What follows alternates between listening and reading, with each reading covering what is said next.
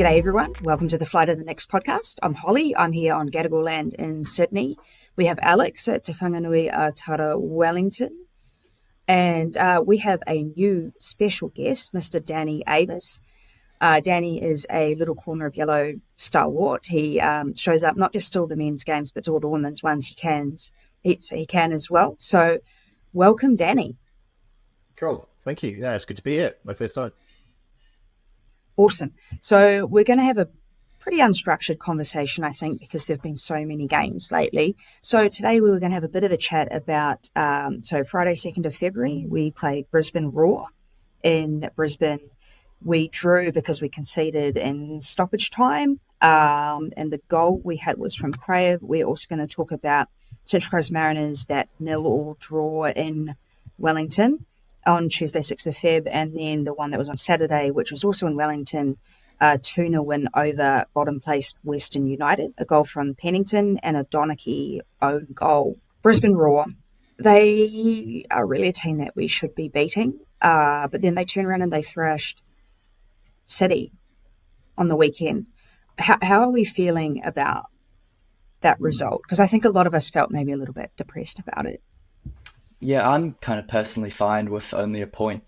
Chiefy said in his pre-match press conference that he's fine with getting points away from home, which, is fair enough. Historically, we haven't been the best away from home. And, Brisbane away, the crowd didn't look the best. It's kind of a big stadium. But they've also got a new coach, right? Ruben Zadkovic. Am I correct? Yeah. So, new coaches can kind of spice things up, I guess. You can't really look at their previous form when they've just got a new coach. So I'm personally fine with just the point. I think the big. I would say I would probably pretty disappointing. I think I get what you're saying, Alex, and generally I'm not very negative about any points that the Phoenix will get. I think our expectations are allowed to be a bit higher this season. Now we're top of the table. It's hard to do that, but as Phoenix fans, we're normally expecting, as I say, anything is good, but really we're playing a team that's down the bottom end of the table that just lost their second coach of the season. They'd lost a couple of players to injury. They lost another player to injury in their warm-up. They lost 3 players to injury during the game, and they were in front of a pretty pathetic home crowd. If we can't beat them, what does that say about us as a top-of-the-table team, or our pretension to be a top-of-the-table team? I was probably thinking a bit like you, but thinking back on it, really, that's a disappointing result, and I think Chiefy would be disappointed. We were missing a couple of players ourselves. We're missing Rufo, and I think we're missing Payne, but still, we should be putting people like that away. And I think we have the chance to do it, and I think we sat back too much and went into our nice, comfortable low block and thought they're never going to get through, but eventually a shot bouncing off a leg and it'll go in eventually. So, looking back, I think I'm a bit more disappointed at that. I think the big talking point or controversy was what I think most people think is genuinely a foul on Ben Old before Brisbane scored right at the end. He's basically just been shoved over and no foul was called. How did you guys feel about that? To me, it really looked like a foul. It could have changed. I mean, they wouldn't have scored that goal, and we'd be having a different conversation. We wouldn't be, we're disappointed, we didn't play well enough. We'd be like, we eked out a result. I actually didn't, in real time, I didn't actually think it was a foul.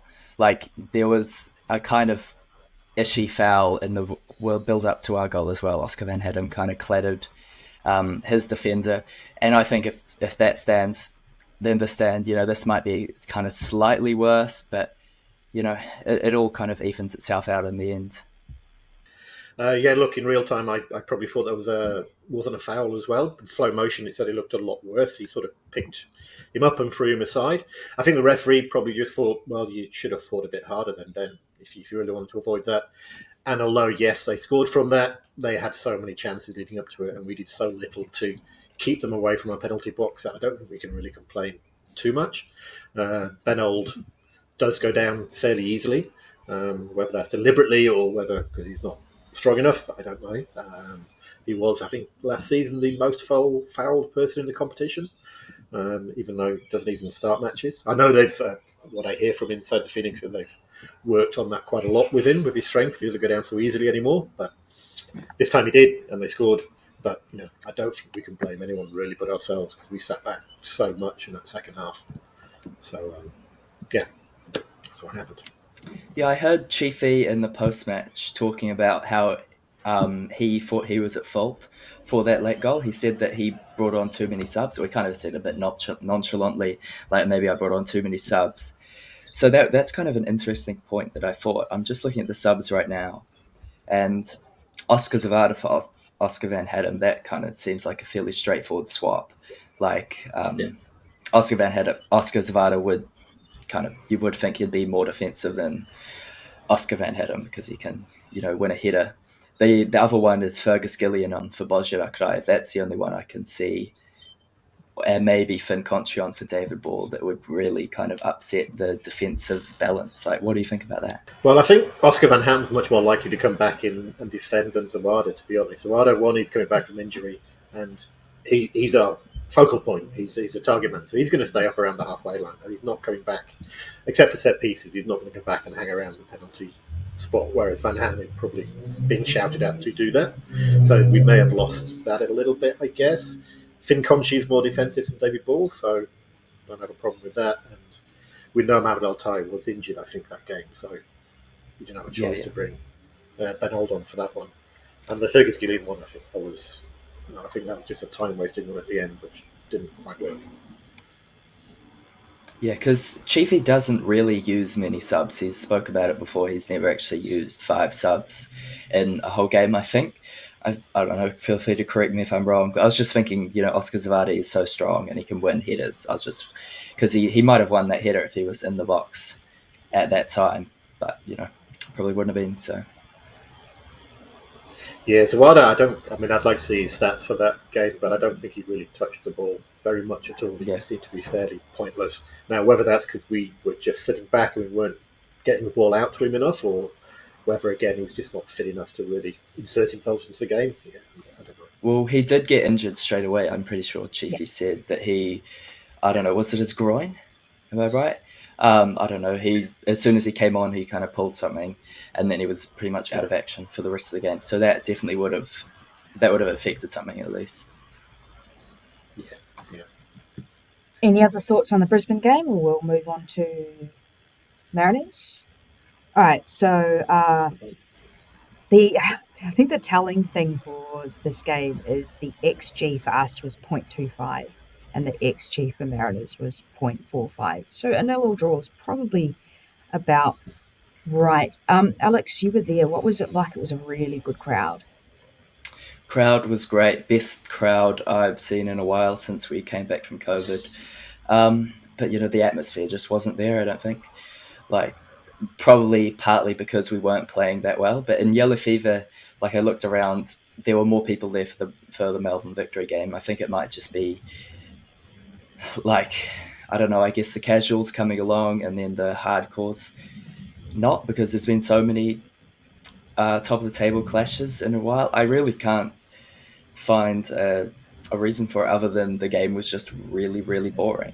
I think even if the game finished 4-3 as a loss, it would have been better because then the people would have come back at least. They would have been entertained and then they're more likely to come back. I think we might have lost a few people there. Yeah. Sorry, I really enjoyed the match, but then I'm a football purist, I guess, so I'm not a casual coming along to see my first game of football or, my one game of football a season.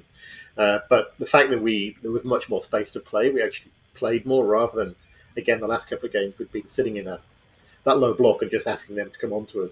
We weren't doing that. Because they didn't allow us to do that. We were coming out, they were coming out. Yes, there wasn't much happening in the penalty areas, but I thought some of the midfield play was good to watch. But again, I'm a bit of a purist, maybe. Yeah, especially when we have so many players out, like Moalte was out for that one, Pennington as well.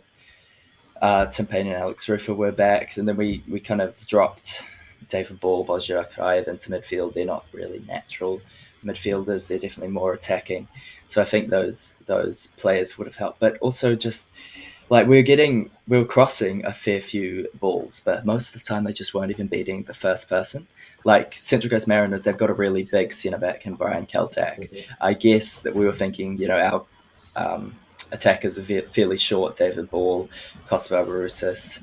So I guess we're thinking let's not cross it high and then maybe like a skidding ball across the bottom. Costa's very fast, so maybe he'd be able to get there first. But Brian Kaltak just completely cleaned them up. Like they weren't even beating him. Like I don't know, he just cleaned up every single cross that we put in. Like I think that was an area that we really could have, made a goal from, and we just didn't. So the normal Knicks fans, like the regulars, were probably very happy to get the point in the context of the season and the fact that it was a 6-pointer and things like that. But a lot of like, oh, we play the ball in, and then Brian Celtic just like clears. It's just not not very exciting. Danny? Yeah, I think it showed our strengths so much, our defensive. I mean, Central Coast Mariners have been on just an amazing run up until then. All their games have been so exciting, attacking wise. I mean, Torres has been absolutely on fire. The fact that Torres had, I think, one shot in the entire game speaks volumes about our defence. But again, if you're just coming to see excitement, you're not going to go, oh, look at the position. It was Tim Payne. It wasn't that spectacular. You're not going to see that as an excitement thing, although it speaks volumes about how well we were doing defensively, that we kept them to a clean sheet, which no one else has managed, even close to manage to keep Central Coast from scoring, because they were scoring for fun against everybody by then. So, yeah. It also showed the fact that, we probably do struggle to score as well. We're not a natural attacking side. Without Zawada there I would love to have seen Zawada against Caltech. That would have been a wonderful battle to see. But without that, we didn't really have that much going forward. Well, not where it counted in the penalty box anyway. Any other comments on the Mariners game? Other than we are top of the league, sing we are top of the league. Funny story about that, actually. Like the Mariners, they got a free kick just straight in front of the box, just right outside the box, and then all of Yellow Fever started chanting, "We are top of the league," and all the core were like, "Why are you doing that now? Why are you doing that now?" They're just like, "This is a massive opportunity that they have to score." It's probably the best set piece of the game, the most likely set piece to go in, and we're to kind of start a Phoenix chant to drown them out. You'd probably be pretty satisfying as a player to score that and then run over to the Fever and be like, "What was just completely silent?" What was that? Oh my god! With the just with the crowd, you're saying obviously it was our biggest crowd for a long time, and yet it didn't feel like it had the stadium. The intent are people going to go away from that, the casuals, and go, "Yeah, it's pretty boring. I'm not going to come back again."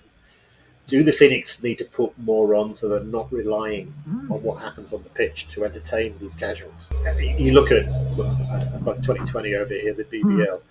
I don't think anyone really knows what the actual score is at the end of the game, but the kids keep going back because it's bright, it's shiny, there's fireworks, there's all sorts of stuff going on, and so they pester their parents to take them back the next time, even though they may have no idea what the score was. That's almost irrelevant to the entertainment. If the Phoenix really want to keep those casuals coming back, maybe they need to have to do a bit more off the pitch and not just rely on the team to win, because that's not always going to happen. Yeah, that is a fair point. I think sport is kind of moving more into that direction. The Super Bowl was yesterday, and they've got all those halftime shows and the confetti, and it's just completely Americanized. But that is a lot bigger than Wellington Phoenix versus Central Coast Mariners. But can we kind of just do anything better? They got the little Phoenix logo that they set on fire after we score, but if we're not scoring, then that doesn't really count for anything. Sometimes they do a shirt cannon. I think that's mostly at Porirua Park. I've seen them do it at Eden Park as well, I think, but never at Sky Stadium. But it's kind of pretty hard to get it up all the way up in Sky Stadium. But yeah, that's something that we can think of. Yeah, I think Sky Stadium's the elephant in the room when it comes to crowds and the atmosphere and the ground. It might be possible to do more things. The issue is those things cost money. And so you've got to, the club has to make a rational decision about if we spend this money on what you'd call activations, or fireworks or whatever, what will we see a return on investment that makes that worthwhile? And sometimes you have to do a bit of trial and error. I actually went just randomly to the cricket, the BBL grand final, the men's one.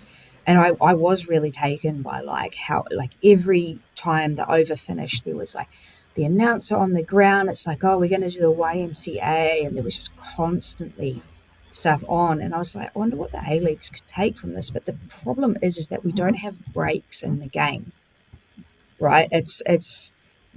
We play for the 45 minutes and then you get a chance to do some fun things, whereas you can blast music once the over is done, in cricket, or you can have heaps of little things because there's all these pauses that you are just the right length that you can put these sorts of entertainment in. But it's really hard to do that for football.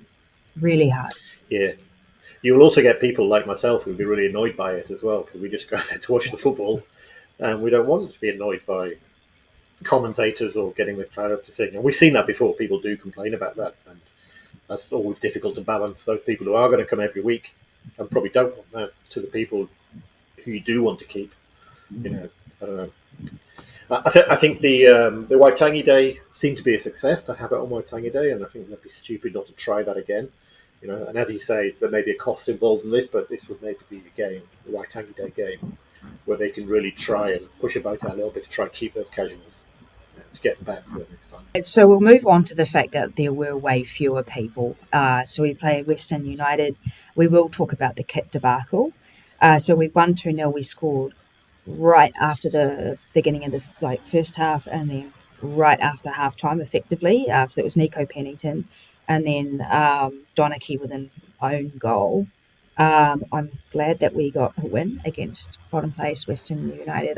It would have been a little bit embarrassing and depressing had we not actually got a result from them at home. How did we feel about it, Alex? What was the atmosphere like? Let's talk about the kit debacle. Thoughts? Yeah, the atmosphere, it wasn't that bad. There were about half the people then at the Central Coast Mariners game, but the atmosphere was definitely much better. I think yellow fever, kind of when we're not playing well or when it's just a boring game, tend to just stop chanting. I don't know. It might be more of the casual thing. They don't join in. But yeah, the atmosphere was pretty good. And good goals as well, I guess. Yeah, for me, this was one of a game that I've been hoping for a long time, when we were just comfortably in charge. We got a couple of goals in. We weren't going to lose. I didn't have to stress at the end that we were, let a late equaliser in. We weren't just sitting at a low block, so they were constantly attacking. We were just comfortably in control. They were never going to win this game. We were always going to win. It was just a matter of how many goals we ended up scoring. We scored 2. We probably could have had one more. It was a nice, comfortable watch. I think we weren't spectacular, but we were always in charge. So that was good. The kit debacle was fun. They say peak A-League, but this happens all the time. You'd be surprised how often it's happening. Even in the English League, Premier League, happens more often than you think, and it's just someone not reading an email. So it's Western United's kit man going, we'll bring our home kit, and not reading the email from the A-League saying Phoenix going to be playing in black. So amusing, I think. Yeah. I know people sort of think peak A-League and use it to slag off the A-League, but it gets people talking. Yeah, it's kind of funny. And Jack Mapp, or whatever his name is, doing this mad dash to to NZCIS or to grab them, and BK having to play in number 49. But I think, they asked BK about it post match, and he said it really didn't bother them. They're professionals. It is what it is. It's not the biggest disaster of the weekend, which was definitely in the women's league with Sydney FC driving their bus to the wrong field for their game against Melbourne City. But yeah, you're right. It does happen a lot. A couple of weeks ago in the EPL, I think Youth League, someone drove to the wrong city. They're supposed to be going to Brighton, and they drove to Bournemouth. So again, it can happen anywhere. Although that's a bit bigger. I was sort of hoping that they would end up coming out in, or West United come out and playing like Hurricane shirts or something like that, but because they couldn't get hold of the new kit, it would have been interesting to see that. Any other thoughts on the game and how it went? Like I said, I think that was the result that we've been waiting for a little while, Danny. I think you make a really good point there. And we scored that really early goal, and I was worried we were just going to sit back after doing that, but we didn't sit back, and we did keep pushing. So what a relief to see that we can actually get those results and not just like playing people into form, which is what we sort of joke about as Phoenix fans, in the past. And I think that game and probably the Central Coast game shows how important Alex Rufer is to just controlling how we play, whether we sit back, whether we go forward, the kind of speed that we play at, and just really controls the tempo of the game. He's such an important player, even if you don't necessarily think he does much himself. I think he really does in terms of marshalling the team to play at the right tempo and game management. He's like the quiet achiever, right? Like he could really be player of the season for me. I think he could be, and you probably wouldn't point out anything in particular he's done. It's not like he doesn't run the length of the field and score a screamer. He doesn't, he doesn't clear things off the line all the time. He just breaks up their attacks all the time, just constantly. He just stops them getting to the places where they can be dangerous, and then plays it off. And so you don't see it so much unless you're watching for it, but I think he's such an important player for the Phoenix. All right, shall we move on to the women's game? So there's only been one game to talk about it because last weekend we would have played Adelaide, but the Ferns are playing in the Oceania Olympics qualifying tournament. We will talk about the Ferns post-tournament, but for now we can just cover the next women. This was against Newcastle Jets in Newcastle. It was supposed to be in Maitland, but it was going to be so hot in Maitland that they moved it inland. Towards the coast. 3-2, really early goal from Speckmeyer and a goal early in the second half from Izzy Cox. Dean and I went to this match. It was only us, really, but we made friends as always, and there's some, great people out there that we love to run into. Like Todd, what a great guy. Big Newcastle Jets fan. When we scored that first goal in the 4th minute, I wasn't even that happy. Like that's how depressing the away performances have been, and the fact that we've had leads. We've scored the goal first in a whole heap of these games, and have then gone on to lose. So I barely I cheered, but my heart was not in it because it just didn't mean as much as it should do, and I found that was really, really sad when I thought about that. Other thoughts? Look, I think I hear what you're saying, and obviously we did lose after scoring the first goal, but I do think this was probably one of our best away performances for a long time. I don't think we deserve to lose. I think there was one difference between the sides, and that was Serena Bolden. Without her, the Jets aren't winning that, and they scored 2 absolute screamers, which nothing you can do about that.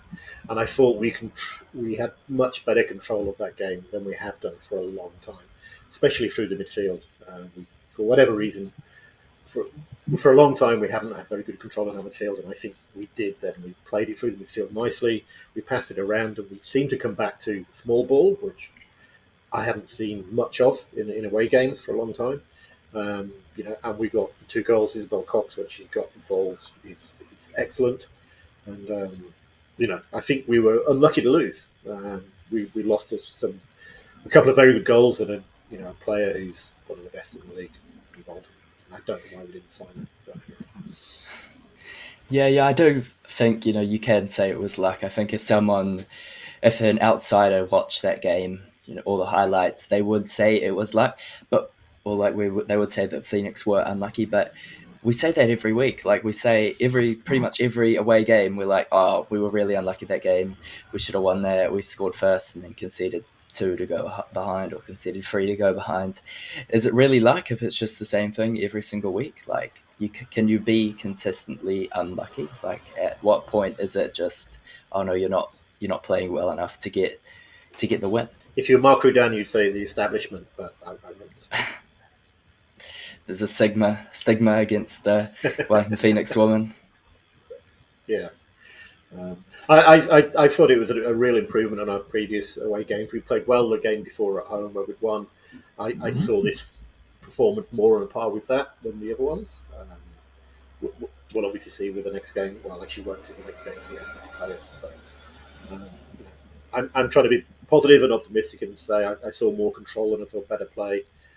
Yes, we lost, but we lost to some cracking goals, which, yeah, okay, we should have done better. But again, they were absolute worldies. It wasn't the most disheartening of our losses. Should we talk about Brianna Edwards' save? You know, Serena Bolden header, kind of Brie dives one way, and then mid-dive, she kind of switches directions and reads it perfectly. Incredible. Yeah, amazing save. It's really interesting to see that we've got two such good keepers at the club.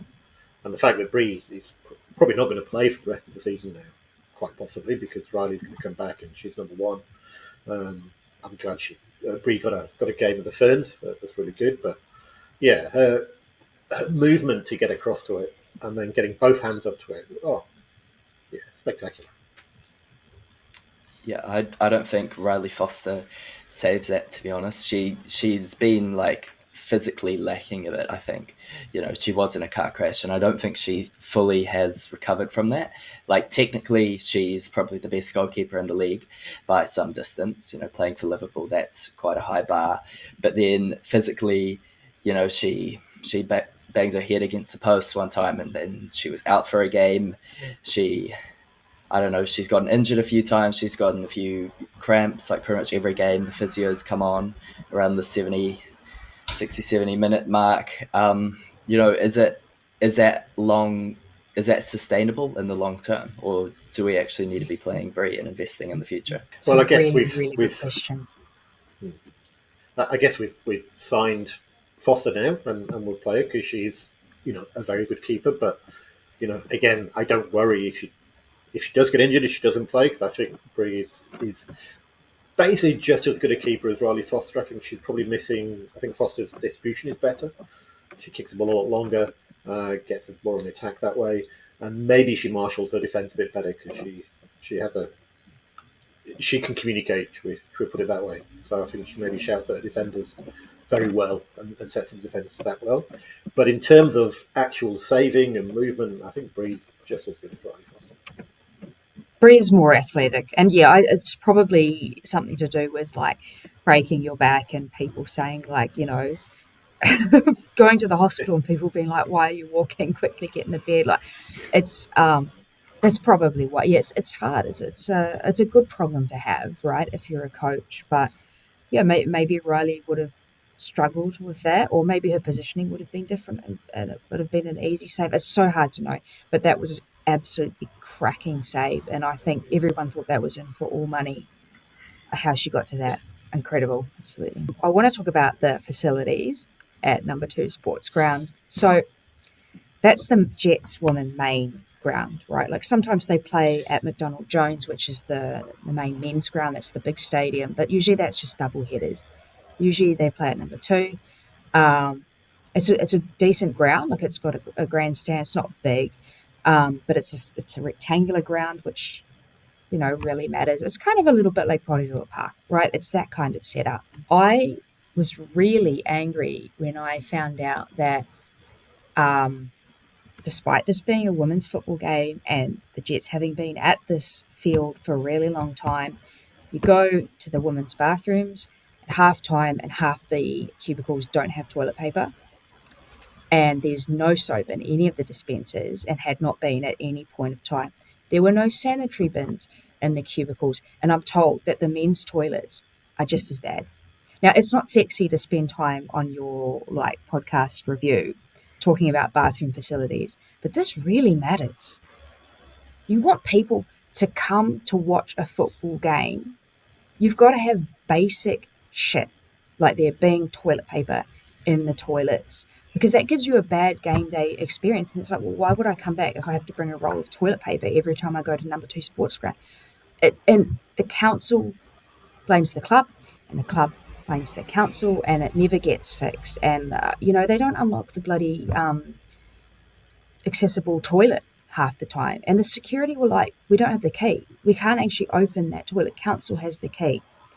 So I just think that's something that like the league and clubs and councils or ground owners need to think about, is that is so basic.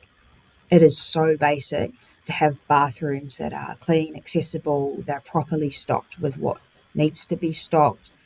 I've never had it that bad at any other ground I've been to. I've been to a lot of grounds, and that just, it's a professional league, it's a professional club. It's not like it was a new first time they hosted women's football and realised that they were going to run out of blue paper in the women's toilets if they didn't stock.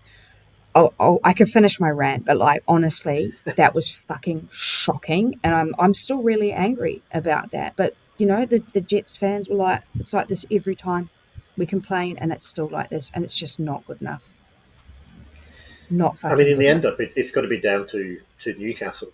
I mean, yes, they may not run the grounds and they may not have the keys to the toilets, but they're the ones that are taking the money from the fans to provide them with entertainment at a venue. So it's up to them to get that venue up to scratch. So yes, I'm sure dealing with Newcastle Council is probably not very easy, but if the Jets don't realise, the kind of damage they're doing to their own reputation and to a potential revenue source, then then they're definitely. Of course, the Jets have their own problems in terms of actually owns and runs them anyway. That probably doesn't help. No, it wouldn't help. But this is where I think at the APL level, they need to be saying these are the basic standards. And the thing is, I don't feel like this would happen at a men's stadium. At those big stadiums, I feel like they're generally pretty good. But it's these little stadiums, and nobody gives a shit. Because it's just the women's game. And like I said, I have heard that the men's toilets there were also bad, but it's this kind of like second class set of facilities for not just for the fans, but also for players and stuff like that. And it just being accepted like it's just the women's game. Who cares? And that was so frustrating. I'm still really angry about it. Yeah. Well, at least Sky Stadium is good. It has toilet paper and lots of toilets. It's just so basic. It's so basic. Get that right. But there's other things to complain about with some of these big stadiums, like, the food costs are really high. Whereas, number 2 sports ground, it was like a local canteen. They had sausage sizzle,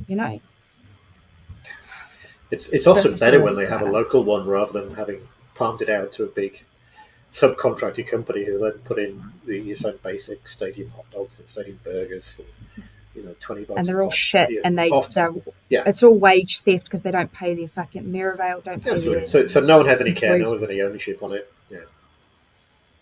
The You've difference got to work is on this product. quite big.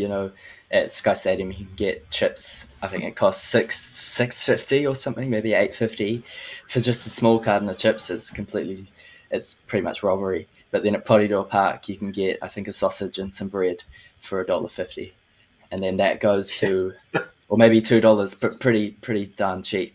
I think it goes to the local rugby club or something. So it is kind of just that, the size of organisations that organise the food, I guess. You really kind of need somehow both.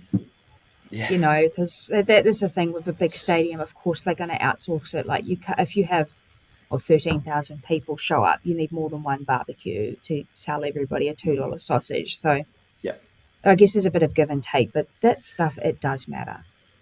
Yeah. Look, there's a way to do it. I don't know if you guys have ever been to any sports stadiums in the US, but the difference between the F&B offerings over there and what you have in Australia and New Zealand, it's just light years away. I mean, absolute light years away.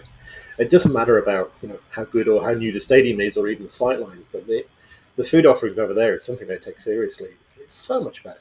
I mean, the last MLS game I went to was in Seattle, and Seattle 7. The bars there had 110 different craft beers. I mean, can you just imagine that? That's just the level of organisation they have to do that. But they make sure they do that because they've got the customers to do that, and they will make the money doing it. Whereas in stadiums over here, it just tends to be, well, we'll throw a light beer on, we'll throw some crappy white wine, and that'll do, and they'll accept it because they can't go anywhere else. Over there, it's considered, well, they do have options. Maybe they won't come again, or they'll pay the money to go to see the baseball rather than the NFL, or go see the ice hockey instead. So there's so little power that the clubs have. Yeah. The clubs might want to do this or that, but it's all contracted, and they have no power at all. But they'd make potentially better money if the food offerings were better. I think the exception over here in Sydney is Allianz does have some really good options, but it's getting a lot nothing better on MLS. It's definitely getting a lot better than it was Allianz. Yeah, so, but it's expensive. I mean, $6 for some chips, Alex, sounds wonderful because I think they're 11 or 12 over here. So yeah, it's so bad. But again. So, if you're listening to the pod and you have any suggestions for how, clubs could, how the matchday experience can be improved, especially when you're looking at that balance of the smaller grounds with a little bit more power versus the big grounds that have more facilities. I'd be curious to hear what you have to say. Any more comments on any of the games or otherwise? No. I just loved having a midweek game. Great.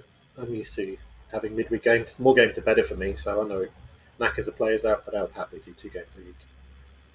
I think the issue is there are a lot of people complaining over here because they didn't realise that Tuesday was a public holiday in New Zealand, but it was really early over here. So, on the eastern coast, it would kick off at 2 p.m. I had to rearrange my work meetings so I could watch it. So it was inconvenient, but people who were pointed out to that it was a public holiday in New Zealand did understand why. But that's the catch with those midweek games. All right. Otherwise, thanks for listening. We will be on YouTube and via all the podcast platforms as well. Big thanks to Alex, and a really extra big thank you to Danny for coming on. And we'll see you next time. Bye.